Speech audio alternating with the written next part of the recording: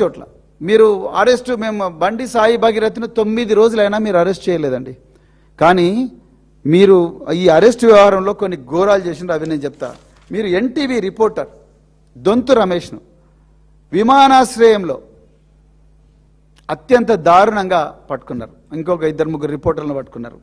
అదేవిధంగా బీఆర్ఎస్ నాయకుడు క్రిషాంక్ను ఇంటికి పోయి ఎత్తుకొని వచ్చిండ్రు. నల్ల బాలు అమ్మతో కలిసి అన్నం తింటుంటే కరీంనగర్లో ఆ ప్లేట్ను తన్ని అన్నం కింద పడేసి గుంజుకుంటూ వచ్చి 16 రోజులు కరీంనగర్ జైల్లో పెట్టిండ్రు. రేవతి అనే ఒక జర్నలిస్టు, తన్వి యాదవ్ అని ఇంకొక అమ్మాయి, వీళ్ళిద్దరిని కూడా రాత్రి 2 గంటలకు అరెస్ట్ చేసి జైలుకు పంపించిండ్రు. వాళ్ళు చెప్పిన నేరం ఏంటి?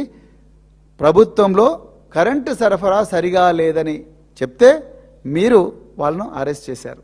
లగచర్ల రైతులు రాత్రి 2 గంటలకు ఆ ఊరి మీద పడి మగవాళ్ళందరినీ కూడా ఎత్తుకొని పోయినరు. అమ్మాయిలందరూ కూడా పక్కన ఉండే పొలాల్లో పోయి తలదాచుకున్నారు. ఇది మీరు చేస్తున్న సత్యాన్యాయం. మరి ఆ విషయంలో ఇంత స్పీడ్గా యాక్ట్ చేసిన, ఇమీడియట్గా యాక్ట్ చేసిన అంటున్నారు కదా రేవంత్ రెడ్డి గారు. మరి ఈ విషయంలో బండి సాయి భగీరథ్ గత 9 రోజులుగా ఎందుకు దొరకడం లేదు పోలీసు వాళ్ళకు? మీరు ఇలా అంటున్నారు. నిన్న అన్నారు, ఏమన్నారు? నేను హోంమంత్రి సంజయ్ గారికి చెప్తున్నా తీసుకురావాలన్నారు. ఇవాళ న్యూస్ వస్తూ ఉన్నది, రూమర్సో మరి ఎంతవరకు నిజమో మనకు తెలియదు. ఆయన మేడ్చల్ కోర్టులో ప్రొడ్యూస్ చేసేదాకా మనకు తెలియదు. కానీ ఆయన ఇవాళ సరెండర్ అవుతాడు, దొరికిండు, అది ఇది అని అంటున్నారు. అంటే మీరు నిన్న స్టేట్మెంట్ ఇచ్చిండ్రు, ఆయన ఇవాళ వస్తున్నాడు. అంటే ఈ రాష్ట్రంలో బండి సాయి భగీరథ్ ఎక్కడ తలదాచుకున్నాడు అన్న విషయం కేవలం 2 వ్యక్తులకే తెలుసు.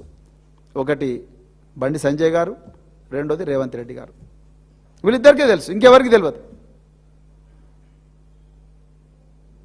అంతే కదా. మరి దీంట్లో ఇంకా వేరే ఆలోచన ఏముంటుంది మీరు చెప్పండి. సో